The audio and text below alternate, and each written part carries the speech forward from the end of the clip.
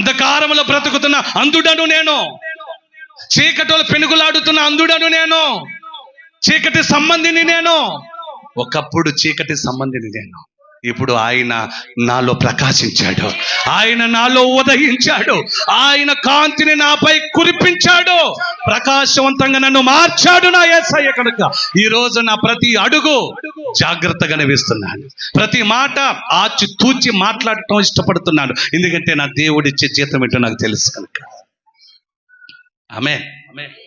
వాని క్రియల్లో ఏమంటే వానికి ఇచ్చే జీతం ఆయన యుద్ధం ఉంది, ఆయన యుద్ధం ఉంది. అది తెలిసి నేను బ్రతుకుతున్నా.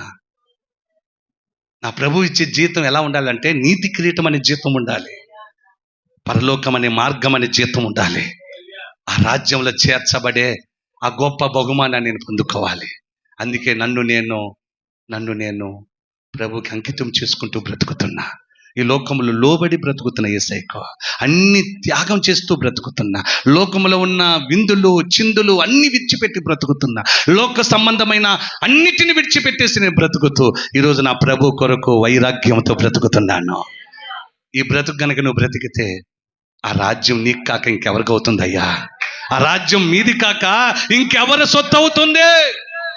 ఒకసారి ఆలోచించండి.